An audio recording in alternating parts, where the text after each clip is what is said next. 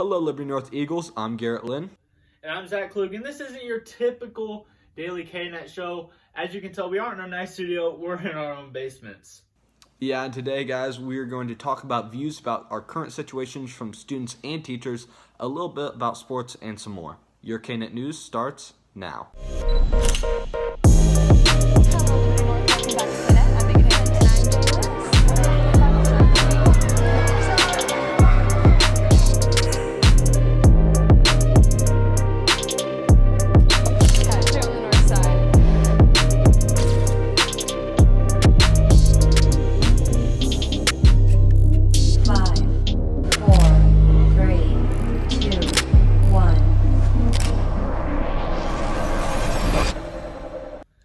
So as you guys know, this whole online learning thing has been a little bit of a transition for everyone, but we're going to be doing this for the next month.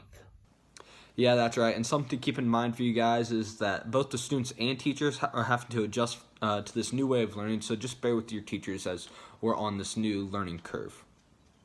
Yeah, so for more on what some students and teachers have thought about this new situation, we have a video interviewing some of them. Hi, I'm Madison Gabbert, and since Corona is such a big problem here in the United States right now, a couple members of KNET decided to talk to a couple different groups to see what their thoughts and opinions on Corona is. We're going to make this a series, half this week, half next week. So this week we're talking to high school students and college students to see how the current pandemic is affecting their daily life. Hi, I'm Julia Douglas. I'm a junior here at North, and online school has changed how I learn in a lot of ways. Even though the quizzes and assignments are changing a lot, I want to learn the same way, so I've been taking notes the same way I would in a classroom setting. The biggest change that I found is that online learning feels really distant and sometimes even lonely. I can't see the faces of the teachers and the classmates, so it feels kind of lonely. So a big thing that's helped me is Google Meets and just FaceTime in general.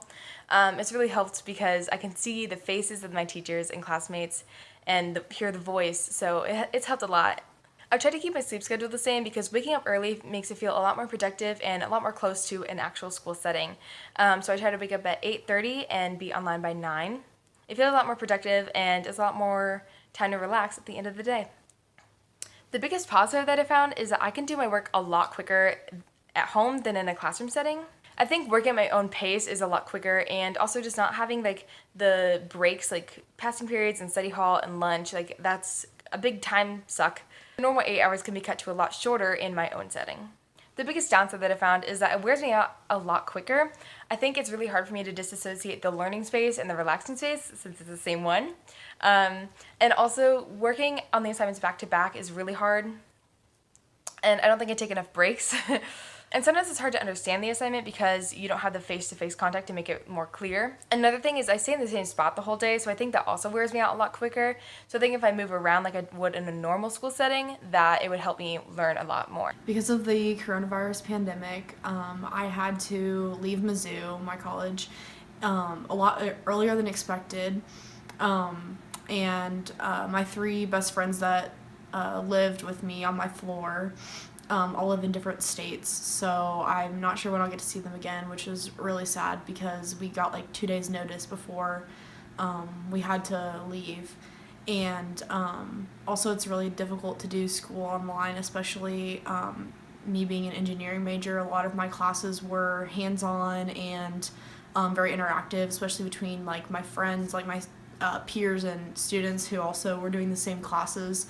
So we really worked together on a lot of things to try to understand it better, and now doing it on our own is a lot more difficult than doing it at school. My thoughts on the coronavirus are, I thought everyone was overreacting at first and it wasn't that big of a deal, but now I see how it's affected everyone differently and that we should start taking it serious, like how it sent me home for the rest of the semester from college, and now everything's online for me.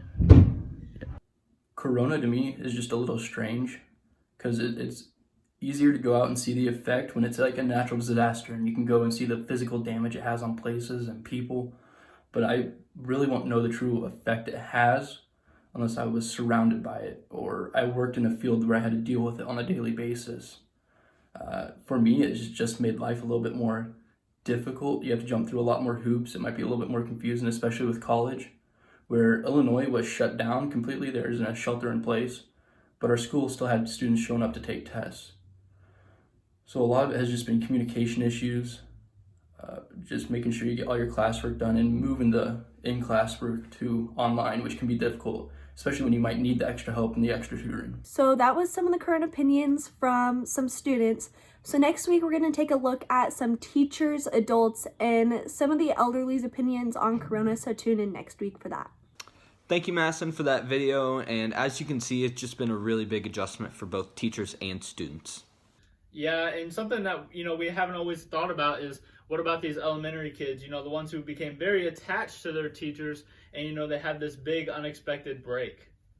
Yeah, and one thing that you guys might not know is that the elementary school teachers from LPS did kind of go on a parade around neighborhoods to go see their kids one last time before this 30-day quarantine. And Johnny has more on the virus with that, so let's head over to him. What's up, Eagles? I'm Johnny Harding. As you can see, we don't have school today due to the COVID-19 outbreak. Many schools and countries have been closed due to this recent outbreak. We've had over 400,000 cases around the world, with a fourth of that being recovered. And just about 20,000 of those cases have been deaths, with a third of those being from Italy. Italy has been hit the worst out of any other country. Here in Liberty, we are being told to stay in our home unless for essentials like food or some jobs. As of right now, LPS has canceled school all the way till April 24th. The government is trying to push out a bill trying to pay people $1,000 for people who can't get to work because of this outbreak.